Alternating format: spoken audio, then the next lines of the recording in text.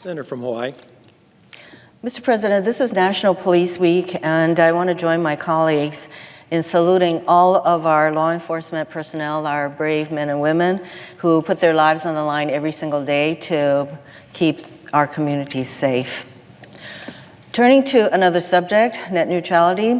Mr. President, protecting a free and open internet is something every American should care about. Restoring net neutrality protections is about more than just what shows you can watch on Netflix and Hulu. We depend on the internet for nearly everything in our lives, from staying in touch with loved ones on social media to communicating with doctors and paying our bills. It's also about preserving access to information in times of need.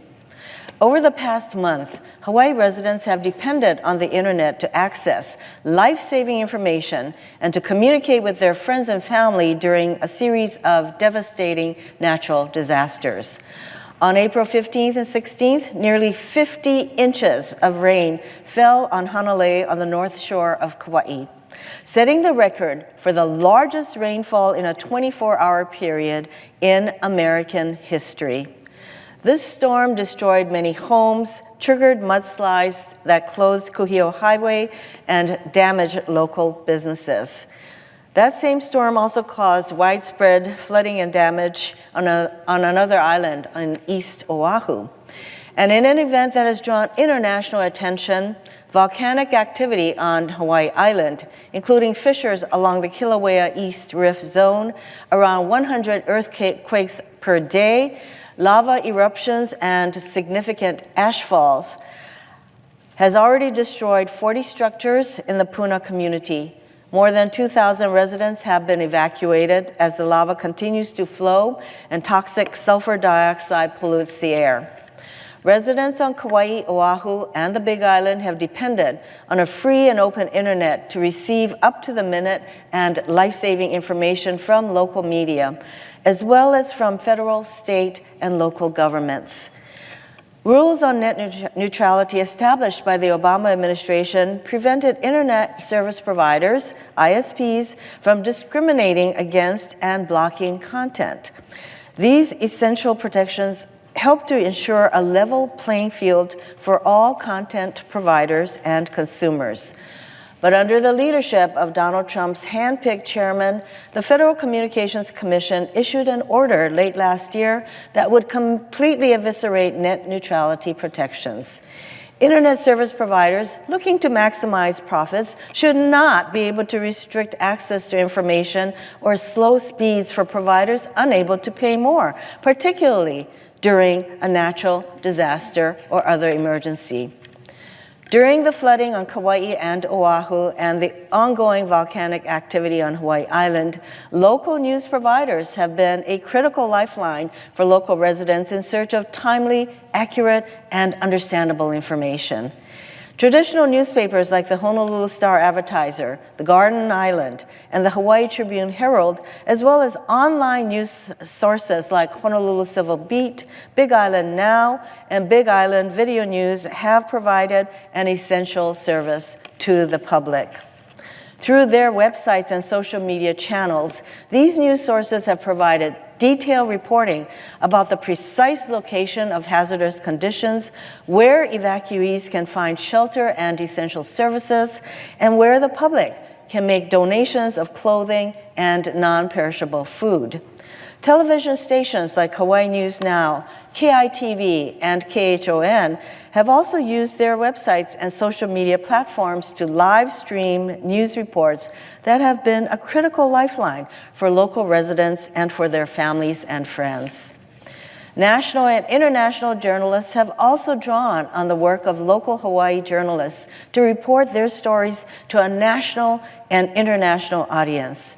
The good work of journalists at Hawaii News Now, KITV, and Anthony Quintano at Civil Beat, for example, is being seen by people across the country and around the world on CNN and NBC News, among others. The response of these local news outlets to natural disasters in Hawaii demonstrates why they are so important to the communities they serve. And these news outlets depend depend on a free and open internet to deliver their content to consumers where and when they need it. For an industry already facing a funding crisis driven by declining advertising revenue, the rollback of net neutrality would have a devastating impact on local news. A 2017 report by Adam Hirsch at the Center for International and Society at Stanford University cogently summarizes what's at stake. According to his report, local news sources would be particularly hard hit if ISPs could charge access fees, block traffic from certain providers, throttle speeds, and charge fast lane fees in exchange for preferential treatment. Huge media conglomerates would have little trouble paying for access, but local papers like the Star Advertiser and nonprofit news sources like Civil Beat could be hard hit or even driven out of business. In addition to the impact on local news providers, repealing net neutrality could make it more difficult and expensive for relief organizations to solicit donations for people affected by natural disasters.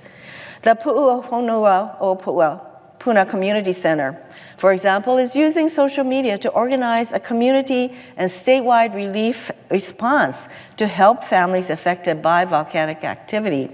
Using their online platform, the center is coordinating donations, identifying families requiring special assistance, and connecting evacuated residents with people who can help.